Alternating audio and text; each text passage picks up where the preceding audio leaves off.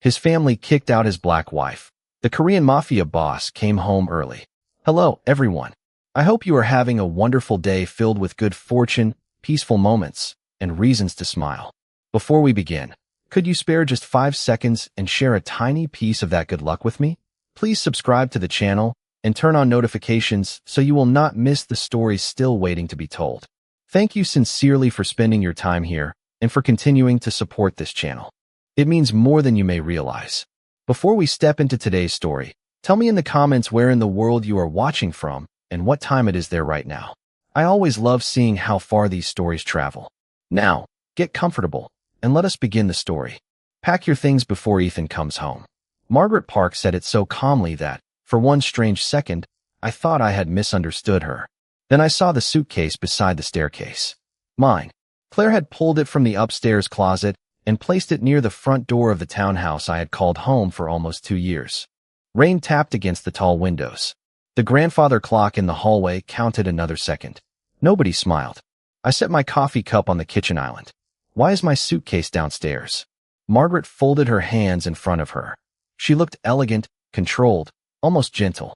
That made it worse. We are trying to prevent this from becoming more difficult than necessary. For whom? Claire looked away. Thomas did not. Ethan's uncle had spent most of our marriage treating me like a temporary decision his nephew would eventually correct. For everyone, he said. Upstairs, Sophie was in her bedroom finishing a science project. My 8-year-old daughter believed Ethan's family had come over for dinner. I intended to keep it that way for as long as possible. Ethan will be home Friday, I said. Today is Wednesday. Margaret's expression did not change. Exactly. Something cold moved through me. Ethan was more than 300 miles away for meetings. He had called that morning from his hotel, complaining about terrible coffee and asking whether Sophie still wanted him to help paint Jupiter when he returned. Nothing in his voice had warned me about this. Does Ethan know you are here? I asked. Silence. Claire finally stepped closer. Naomi, please do not make this dramatic. I looked at the suitcase again. You packed my luggage and brought it to the door while my husband is out of town. I am not the person making this dramatic. Thomas exhaled impatiently. Margaret lowered her voice. Ethan has changed since marrying you. There it was. Not money. Not yet. Something older. Something they had been carrying behind polite dinners and carefully chosen smiles. Changed how? His priorities are different. He has a wife and a daughter. Margaret's eyes sharpened at the word daughter. Ethan had never cared that Sophie was not his biological child. From the first year we were together, he showed up for school projects, dentist appointments, bad dreams, and Saturday morning pancakes with the same quiet reliability he brought to everything else. His family noticed. Apparently, they had been keeping score. This house belonged to Ethan's world long before you entered it, Thomas said. I looked around the kitchen. Ethan's coffee mug was beside the sink. Sophie's drawing was held to the refrigerator with a magnet shaped like Saturn. My grocery list was on the counter. A pair of Ethan's shoes sat crooked near the hallway because I had been asking him for 3 days to put them away. His world? This was our Tuesday mornings. Our burned toast. Our arguments about thermostat settings. Our home. What exactly are you asking me to do? I said. Margaret glanced toward the suitcase. Take Sophie somewhere comfortable for a few days. Give Ethan space to think clearly. My heartbeat slowed instead of speeding up. That was what happened when I became truly angry. Everything inside me went quiet. Did Ethan ask you to tell me that? Margaret hesitated. Only slightly. I saw it anyway. This is a family matter. I am his family. Nobody answered. From upstairs came Sophie's voice. Mom, where's the blue paint? I kept my eyes on Margaret. Top drawer beside your desk, sweetheart. Found it. Thank you. Her bedroom door closed again. I lowered my voice. You have exactly one chance to answer me honestly. Did my husband tell you that Sophie and I are no longer welcome in this house? Claire stared at the floor. Thomas looked toward Margaret. Margaret looked at me. And in that silence, I finally understood something Ethan's family had spent 2 years refusing to say aloud. They had never believed I belonged here. They had simply been waiting for a night when Ethan was not home to tell me. Margaret never answered my question. She did not have to. I had learned years ago that silence could be an answer when people were too comfortable to lie and too ashamed to tell the truth. I see, I said. Claire finally looked at me. Naomi, nobody is saying you have to leave permanently. You brought down my suitcase. We thought some distance would help. Help whom? Again, silence. I almost smiled. They had so many opinions about my marriage until I asked them to put those opinions into honest sentences. I looked toward the staircase and thought about the first time Sophie had climbed those steps. She had been 6, carrying a purple backpack and holding my hand so tightly my fingers hurt. Ethan had stood 3 steps above us in a black t-shirt, tattoos covering most of his forearms, looking far more nervous than the man whose reputation could make powerful people reconsider their words. Sophie had pointed upstairs. Which room is mine? Ethan had answered without hesitation. Whichever one you want. Margaret had been standing in this same hallway that afternoon. Her smile had tightened then too. I noticed it. I simply chose not to understand it. There had been other moments. Christmas dinner, when Claire called the townhouse Ethan's place after I had lived there for almost a year. A Sunday brunch when Thomas asked whether Sophie would attend private school now that circumstances had improved. Margaret once offered to introduce me to a stylist because, according to her, women around Ethan were photographed differently. Each comment had been small enough to forgive by itself. Together, they formed a language I should have recognized sooner. You are here, but you are not one of us. The strange part was that Ethan never spoke that language. When we first met, I was working at a community bookstore and raising Sophie alone. My apartment was 800 square feet on a generous day. My car made a noise every winter, and my monthly budget required the kind of creativity nobody puts on a resume. Ethan never treated any of it like evidence that my life needed rescuing. On our 3rd date, he offered to send a car for me. I said no. He arrived in his own car instead and waited downstairs while I finished Sophie's bedtime routine. He did not complain. He brought coffee. That was Ethan. He could control rooms filled with men twice my age. Yet with me, he learned to ask. At least, I thought he had. Mom. Sophie's voice pulled me back. She was halfway down the stairs holding a cardboard planet in one hand. Her eyes moved from Margaret to the suitcase. Are we going somewhere? Every adult in the room became still. I walked toward her before anyone else could answer. Maybe for the night, sweetheart. Why? Because sometimes adults need space to have difficult conversations. Sophie frowned. Is Ethan coming? The question landed harder than anything Margaret had said. Not tonight. Sophie looked disappointed, then glanced at the suitcase again. Did he know? I crouched until we were eye level. No. I would not lie to my daughter to protect adults who had created this moment. He does not know. Behind me, Margaret said my name softly. I stood and turned. Do not. She stopped. Whatever you believe about me, Sophie does not become part of it. Thomas straightened. Nobody is blaming the child. Then stop discussing whether she belongs in her own home. His face changed. Claire whispered, Naomi, this is getting out of hand. No, it has been out of hand for 2 years. I am only saying it aloud now. My phone rested on the kitchen island. Ethan's name was 3 touches away. I could call him. He would answer. He always answered me. And I knew exactly what would happen next. His voice would become quiet. Plans would change. Cars would turn around. People would apologize before they understood why. For the first time, I did not want Ethan's power to answer a question his family had created. I wanted to know what remained when nobody was afraid of disappointing him. So I picked up my phone, but I did not call. I slipped it into my purse. Then I took the suitcase handle from Claire's hand. Sophie, get your coat. Margaret stared at me. Where are you going? I met her eyes. Somewhere nobody has to debate whether my daughter and I are allowed to stay. And as Sophie came down the final step, I realized the hardest part was not leaving that house. It was wondering whether Ethan had ever noticed how often his family made me feel like I was only borrowing it. The front door was 3 feet away when Thomas said, You are proving our point. I stopped with one hand on the suitcase. Sophie stood beside me in her yellow raincoat, hugging her cardboard planet against her chest. What point would that be? Thomas glanced toward Sophie, then lowered his voice. That everything becomes about you and your daughter. I turned slowly. My daughter is 8 years old. She should be a priority in her own home. Ethan had responsibilities before this marriage, and he still has them. Claire stepped forward. Not in the same way. He cancels dinners. He leaves meetings early.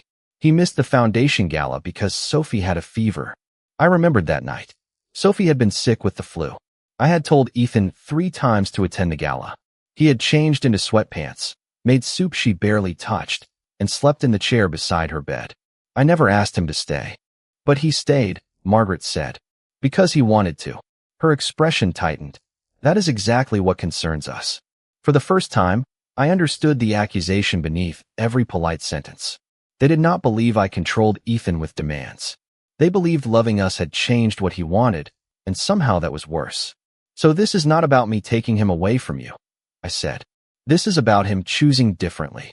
Nobody answered. I looked at Margaret. You keep saying Ethan has changed. Have you ever considered that he might simply be happy? Claire folded her arms. You do not understand the life he carries.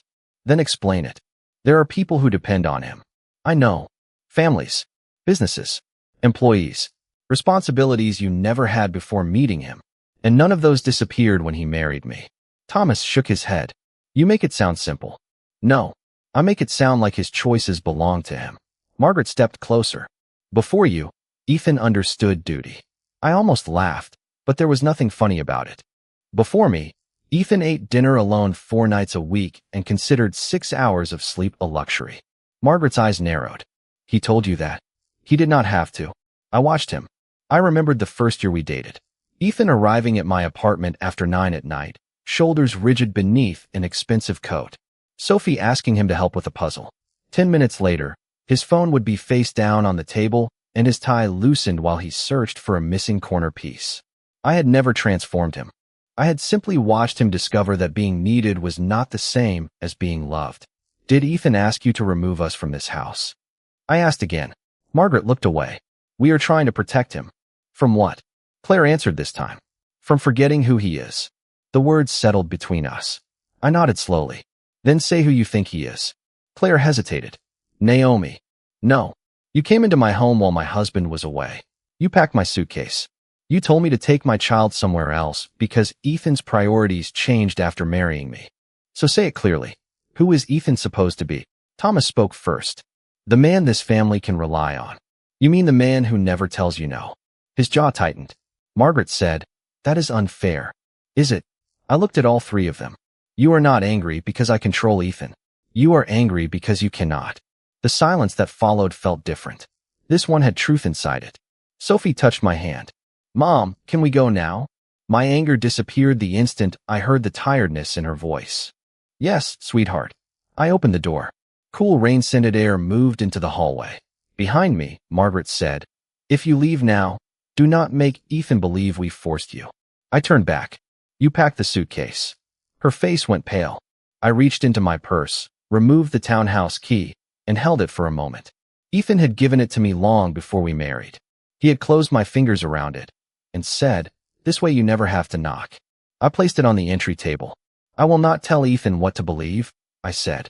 I will tell him exactly what happened. Then I took Sophie's hand and stepped into the rain, knowing there was only one question left that mattered. When Ethan heard the truth, would he defend the house I had left, or finally understand why I had never completely felt at home inside it? The hotel was less than 2 miles from the townhouse, but the drive felt like crossing into another life. Sophie sat quietly beside me in the back seat of the rideshare, her cardboard planet balanced on her knees. Rain traced silver lines across the window. Is Ethan mad at us? She asked. My heart tightened. No, sweetheart. How do you know? I looked at her reflection in the glass. Because we did not do anything wrong. She considered that with the seriousness only an 8-year-old could give a sentence. Then why are we leaving? I could have given her an easy answer. Adults disagreed. We needed a little space. Everything would be fine. Instead, I chose the truth she was old enough to carry. Because sometimes you have to leave a room when people stop treating you with respect. Sophie nodded slowly. Even if it is your house. Especially then.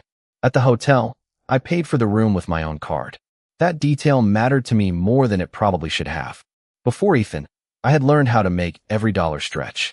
Marriage had changed the numbers in my life, but it had never erased the woman who knew how to stand on her own feet. Our room was small and clean, with 2 beds, beige curtains, and a view of a parking garage. Sophie dropped her backpack beside the window. This is not as nice as home. No, but they have free breakfast. I smiled. There is the optimism I raised. She smiled back, and for the first time that evening, I could breathe. I ordered grilled cheese and tomato soup from the restaurant downstairs. Sophie ate half her sandwich before falling asleep with the television playing softly. I covered her with the blanket and sat at the little desk near the window. My phone showed 3 missed calls. None were from Ethan. Margaret had called twice. Claire once. There was also a message from Claire. Please do not make this worse before we can explain everything to Ethan. I read it twice. Then I deleted it. Ethan's contact remained at the top of my favorites. One touch. That was all it would take. But if I called him while I was angry, he would hear the hurt before he heard the problem. Ethan loved through action, sometimes too quickly. A canceled flight, a changed meeting, a car at the curb, a solution before I had finished describing the question. Tonight, I did not want a solution. I wanted him to understand.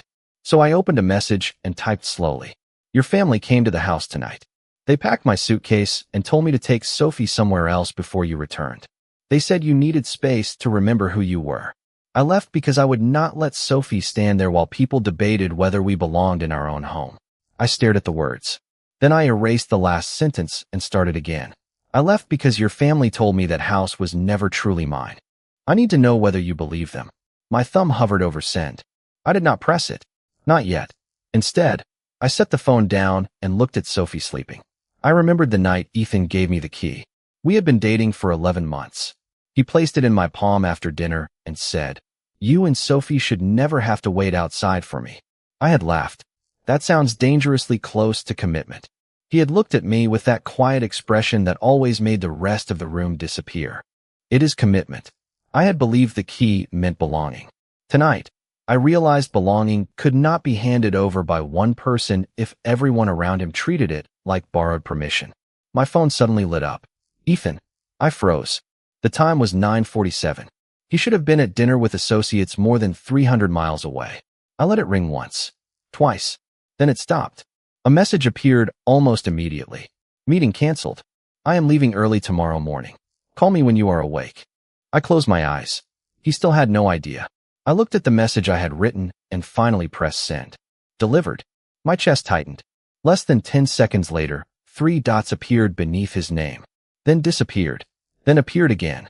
My phone rang. I did not answer. Not because I wanted to punish him. Because for once, I needed Ethan to sit with a truth he could not immediately fix. I turned the phone face down. What I did not know was that 300 miles away, Ethan Park was no longer planning to come home tomorrow morning. At 11:38 that night, Ethan walked through the front door. I did not know that until later.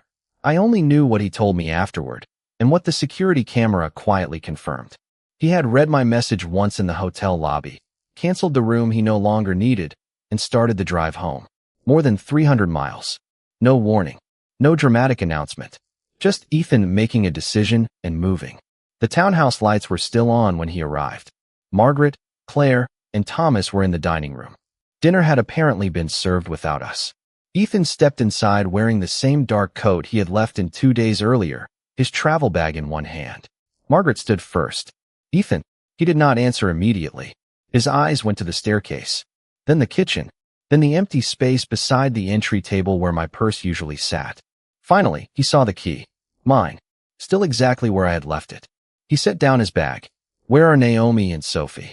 Margaret moved toward him. You came back early. Where are my wife and daughter?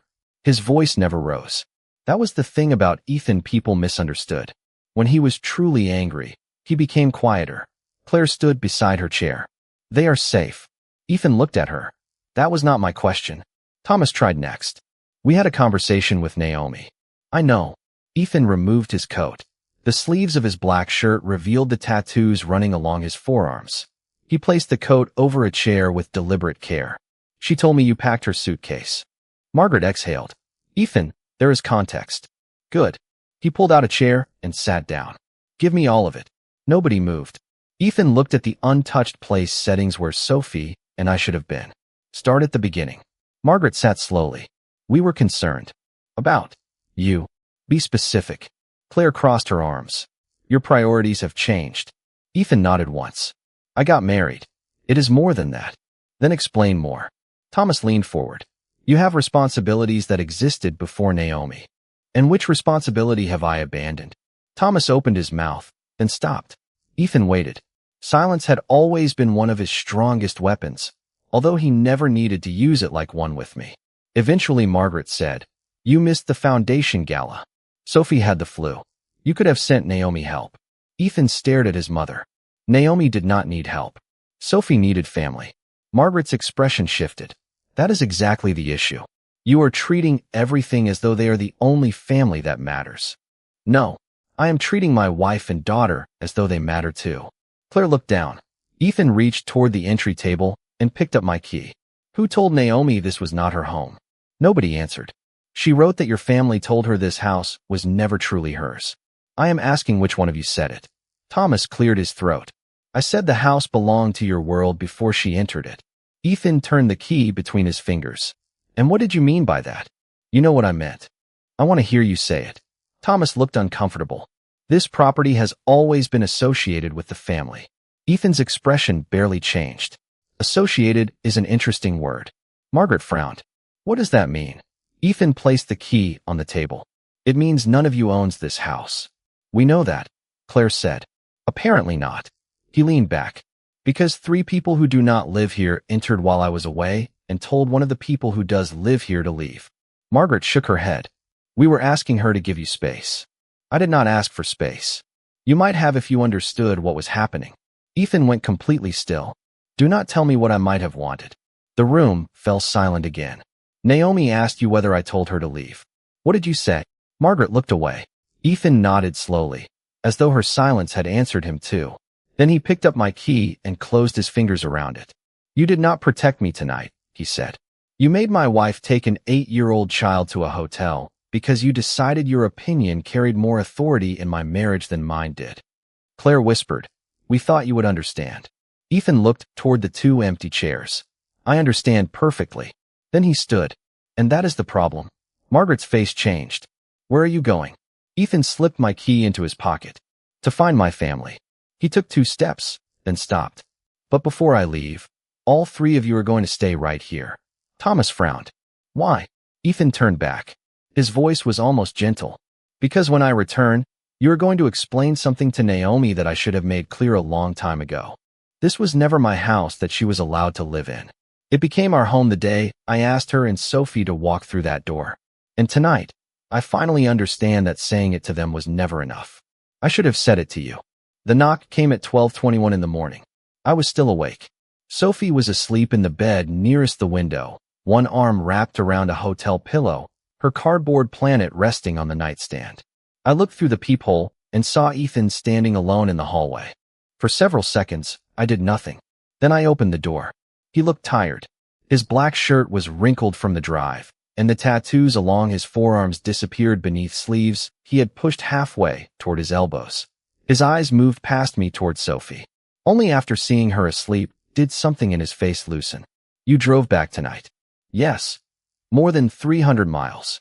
Yes. That was unnecessary. Probably. I almost smiled. Almost. Ethan looked at me. May I come in? That question nearly broke me. Not because it was extraordinary. Because after an evening filled with people deciding where I was allowed to stand, my husband was waiting for permission to cross a hotel doorway. I stepped aside. He entered quietly. I closed the door. Neither of us spoke until we were sitting at the little table near the window. I talked to them, he said. I assumed you would. They told me what happened. Their version? Every version I could get. I folded my arms. And Ethan reached into his pocket and placed my townhouse key on the table between us. And they had no right to ask you to leave. I stared at the key. That is not enough. I know. His answer came so quickly that I looked up. Ethan leaned forward, his hands clasped loosely. The house is legally mine, Naomi. It has never belonged to my mother, Claire, Thomas, or any family trust they control. They had no authority over it. That is still not the problem. I know that too. Silence settled between us. Outside, tires whispered over wet pavement. Ethan looked towards Sophie again. The problem is that they believed they had emotional authority even when they had no legal authority. My chest tightened. Why would they believe that? He did not defend himself. Because I let them. That was the answer I had needed. Not because it absolved him. Because it did not. You knew they did not accept me. Ethan's jaw tightened. I knew they struggled with our marriage. That is a very comfortable way to say it. Yes. They called your home Ethan's house. They treated Sophie like someone you were temporarily helping. Your mother corrected how I dressed for family events. Your uncle talked about my life before you like poverty was a character flaw. His eyes lowered. I noticed some of it. Some. More than I admitted. I leaned back. That hurt. Why did you say nothing? Ethan was quiet for a long moment. Because I thought if I did not give their behavior importance, it would disappear. It did not disappear. No. It became normal. His eyes met mine. Yes. I looked toward my sleeping daughter. Tonight Sophie asked whether you were angry at us. Ethan's face changed. She asked that. She saw the suitcase. She saw us leaving. She thought maybe we had done something wrong. He closed his eyes for a second. When he opened them, the anger there was not loud. It looked like regret. I should have prevented that. You could not know what they would do tonight. Not tonight specifically, but I knew enough to set boundaries years ago. I said nothing. He pushed the key gently toward me. I want you and Sophie home. I did not touch it.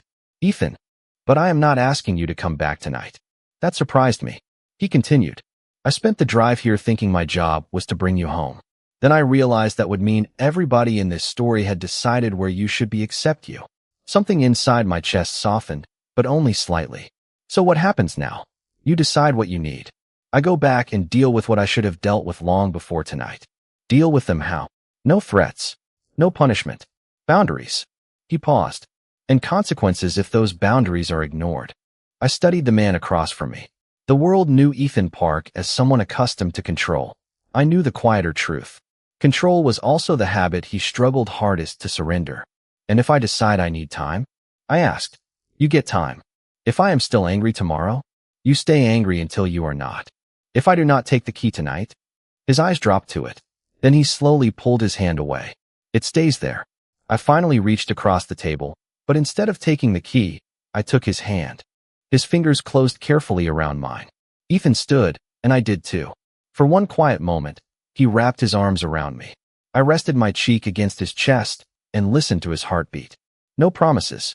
No commands. No instant forgiveness. Just warmth. When we separated, he pressed a soft kiss to my forehead. Then he looked at the key still lying between us. Keep the room as long as you need it. I nodded. He walked to the door and stopped. Naomi. Yes. I told them to wait at the house because I thought you should hear their explanation. I held his gaze. I am not going back tonight. Ethan nodded once. Then neither is that conversation. And for the first time since I had walked out of our home, somebody accepted my decision without trying to change it. I did not sleep much after Ethan left. Every time I closed my eyes, I saw my suitcase beside the staircase and heard Margaret telling me to leave before her son came home. But beneath the anger was another truth I could no longer avoid. Ethan had not created their prejudice, but his silence had given it room to grow. By 7:30 the next morning, Sophie was sitting cross-legged on the hotel bed, eating a blueberry muffin from the free breakfast downstairs. Are we going home today? She asked.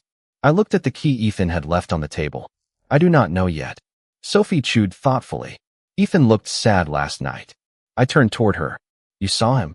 I woke up when he hugged you. Of course she had. Children always noticed more than adults wanted to believe. He was sad. Is he in trouble? Despite everything, I smiled. A little. Sophie nodded as if this seemed fair. My phone buzzed. A message from Ethan. Good morning. No pressure to answer. Sophie left her blue sweater at home. I can bring it whenever you want. That was all. No question about when we were returning. No update about his family. No attempt to turn concern into persuasion. I stared at the message longer than necessary. Then another arrived, this one from Margaret. I did not open it. At 9:15, Ethan called. I answered. Good morning. His voice sounded exhausted. Did you sleep? Barely.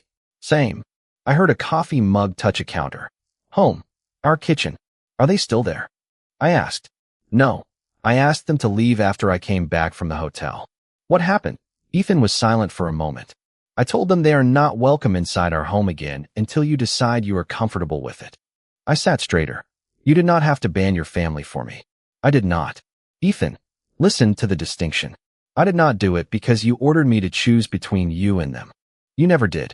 I did it because access to our home requires respect for the people who live here. I looked at Sophie. She was drawing rings around Saturn with a blue marker. What did Margaret say? She said I was choosing you over my family. And I told her that sentence was the problem. My throat tightened. What do you mean? You are my family. Sophie is my family. Claire is my family. My mother is my family. Thomas is my family. Love is not a tournament where somebody has to lose before somebody else matters. I closed my eyes. That sounded like Ethan. Not the feared man people whispered about. My husband. Was she angry? Yes. Claire. Mostly embarrassed. Thomas. He thinks I am overreacting. Of course he does. Ethan almost laughed. Then his voice became serious again. There is something else. What? I apologized to them. That surprised me. For what? For allowing them to misunderstand the boundaries of my marriage. I stood and walked toward the window. Morning traffic moved below us. You apologized to the people who packed my suitcase? For my part in creating the situation, not theirs. He paused. For years, whenever they made a comment about you, I corrected the comment. I never corrected the belief underneath it. I remembered every uncomfortable dinner. Ethan changing subjects. Ethan squeezing my hand under tables. Ethan telling me afterward not to worry about Thomas or Claire. I had mistaken private reassurance for public loyalty. Maybe he had too. Why not? I asked. Because confronting them directly would have forced me to admit something I did not want to admit. What? His answer came quietly. That they did not respect my choice of wife. I breathed out slowly. That must hurt. It does. Good. Silence. Then Ethan said, fair. I smiled despite myself. I am still angry with you. I know. And I am not coming home because you handled one difficult conversation. I know that too. Stop being reasonable. It is irritating. This time he laughed softly. The sound loosened something inside me. Then he said, Naomi, I want to ask you one thing. What? When you are ready, tell me what I need to change. Not what my family needs to change. Me. I looked at the key across the room. Yesterday, it had felt like permission granted by Ethan. This morning, it looked different. Not because the metal had changed. Because perhaps the meaning could. I will, I said. But you might not like the answer. I am beginning to understand that love is not supposed to protect me from answers I do not like. After we ended the call, I stood beside Sophie and watched her finish Saturn. Mom. Yes. Can I tell you something? Always. She lowered her marker. I want to go home. My heart tightened. Because you miss your room? She shook her head. Because Ethan is there. I looked at my daughter, then at the key on the table. And I realized the next decision could not be about proving anything to Margaret, Claire, Thomas, or even Ethan. It had to be about what home meant to Sophie and me when nobody else was allowed to define it. By 10:30 that morning, Sophie had packed her backpack without asking me again. She placed the cardboard Saturn carefully on top, zipped the bag, and sat beside our suitcase like a tiny traveler waiting for a delayed flight. I watched her from the hotel desk. You are very confident about this. I know where I want to sleep tonight. That makes one of us. She tilted her head. You do not want to go home? The question was simple. My answer was not. I want to go home. I just need to know it will feel like home when we get there. Sophie considered that, then nodded. Can we get pancakes first? Sometimes motherhood saved me from thinking myself into a corner. We ate breakfast at a diner 2 blocks away. Sophie covered her pancakes with too much syrup. I drank coffee and stared at my phone without touching it. Ethan did not call again. He did not send a car. He did not ask his assistant to collect our bags. For a man who could arrange almost anything with one phone call, doing nothing was probably costing him more discipline than I could see. Around noon, I finally called him. We are coming back. Silence. Then, all right. That is all. What would you like me to say? I smiled despite myself. You are learning. Painfully. Do not send anyone. I will not. Do not wait outside like this is some dramatic reunion. I was absolutely going to wait outside. Ethan, I will be in the kitchen. When the rideshare stopped in front of the townhouse, my stomach tightened. The building looked exactly the same. Dark brick, black iron railing, tall windows catching the pale afternoon light. Yet I sat there for several seconds with my hand on the door handle. Sophie touched my arm. We can wait if you want. I looked at her. 8 years old, and somehow she had understood what the adults had failed to understand all night. No, I said. We are ready. I carried the suitcase up the steps myself. My key turned smoothly in the lock. No one opened the door for me. I like that. The first thing I smelled was coffee. The second was something burned. Sophie whispered, pancakes. Ethan appeared from the kitchen wearing gray pants and a white shirt with the sleeves rolled above his tattooed forearms. He stopped when he saw us. He did not rush forward. Hi. Sophie dropped her backpack.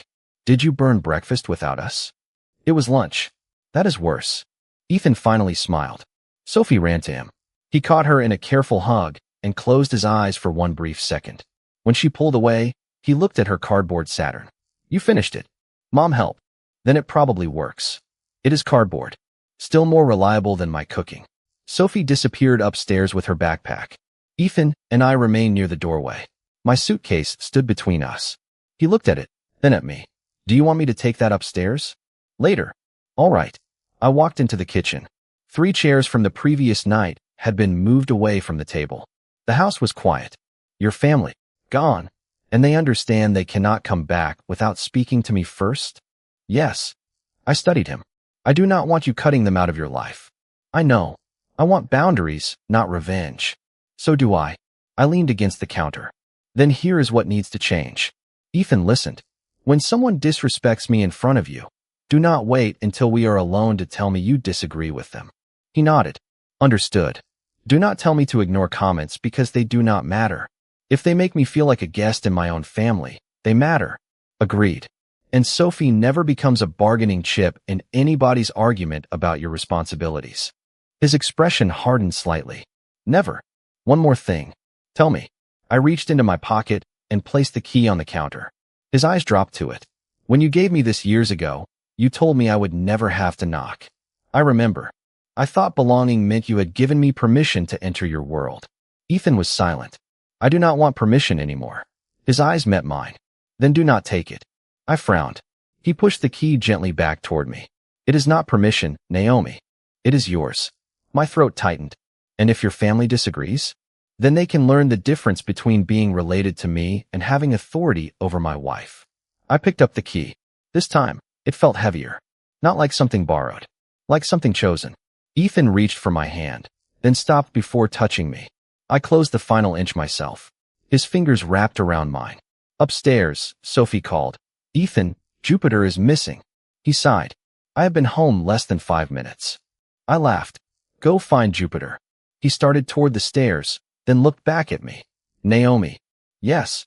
Welcome home. I held up the key. Careful. He raised an eyebrow. Why? You are still making it sound like you are welcoming me into your house. Ethan understood immediately.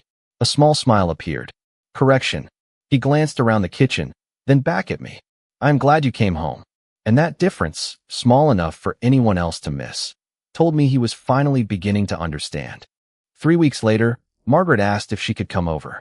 Not Ethan. Me. Her message was short. I would like to apologize properly, if you are willing to see me. I showed Ethan the screen while he stood at the kitchen counter helping Sophie with math homework. What do you think? He asked. I think your mother wants to talk. That was not my question. I looked at him. He smiled slightly. You asked me to stop deciding what things should mean for you. Progress. I will see her Sunday. Margaret arrived alone. No Claire. No Thomas. No carefully arranged family intervention. She stood outside until I opened the door, and when I did, she did not walk in automatically. May I come inside? That mattered. Yes. Ethan stayed upstairs with Sophie while Margaret and I sat at the kitchen table. She looked different without an audience. Smaller somehow. More human. I was wrong, she said. No explanation came after it. I waited anyway. I convinced myself I was protecting my son. What I was actually protecting was the version of him I understood. I folded my hands around my coffee mug. And I threatened the people he loves because they represented a version you did not understand. Her eyes lowered. Yes. Sophie heard enough that night to wonder whether Ethan was angry with us. Margaret closed her eyes briefly. I am ashamed of that. Being ashamed is not the same as changing. I know. She looked at me again. What would changing look like to you? That was the first useful question she had ever asked me. It looks like never making Sophie feel temporary. It looks like never treating my marriage as something Ethan needs to recover from. And it looks like understanding that respecting me is not a favor you do for your son. Margaret nodded. I can do that. Then do it slowly. Consistently. I do not need a dramatic apology. Fair enough. Claire apologized the following week. Thomas took longer. That surprised nobody. Ethan did not force any of them to perform regret on command. He simply maintained the boundary. They could disagree with his choices. They could not disrespect his wife or daughter and expect unrestricted access to our home. Months passed. The key stayed on my ring. Such a small thing. brass, scratched at the edges, ordinary enough that nobody else would understand why I sometimes touched it before opening the front door. One Saturday morning, I found Ethan in the kitchen making pancakes. He was wearing a black t-shirt, tattoos visible along both arms, and staring at the skillet like it had personally betrayed him. Sophie sat at the island. "He burned the first batch," she announced. "Allegedly," Ethan said. "I saw smoke. Circumstantial evidence." I laughed and reached for the spatula. Ethan moved it away. "Absolutely not. I am improving. Your pancakes are shaped like Ohio." "Ohio is a respected state," Sophie whispered. "That one looks like a shoe." Ethan stared at it. "Nobody asked you." She grinned. I leaned against his shoulder. The kitchen smelled like coffee and slightly overcooked batter. Sunlight spilled across the floor. Nothing about the moment looked powerful. That was why it meant everything. Later, Sophie carried her plate upstairs to finish another science project, leaving Ethan and me alone. He turned toward me. "Are you happy? Right now? Here." I knew what he was really asking. "Yes." His shoulders relaxed. "But not because you fixed everything. I know. Your family still has work to do. I know. You still have work to do. I definitely know." I smiled. "So do I." Ethan reached for my hand. "That sounds inconvenient." "Marriage usually is." He laughed softly. Then his thumb brushed across my wedding ring. "I used to think protecting you meant making sure nobody could take anything from you. And now I think it means standing beside you while remembering your choices are still yours." I looked at the man people feared because of the power attached to his name. Loving him had taught me something different about power. The strongest thing Ethan ever did for me was not ordering someone to leave, opening a door, or putting a key in my hand. It was learning when his hand needed to let go. I kissed him softly. When I pulled away, he rested his forehead against mine. Upstairs, Sophie shouted that she needed blue paint again. I laughed against his shoulder. "Your daughter needs you." Ethan smiled. "Our daughter." Then he headed upstairs. I stayed in the kitchen for another second, listening to their voices move through the house. A house could be purchased. A door could be locked. A key could be given or taken away. But home was different. Home was the place where love never demanded that you become smaller to deserve your place inside it. Ethan could control almost every door in his world. Loving me meant learning that mine had to open from the inside.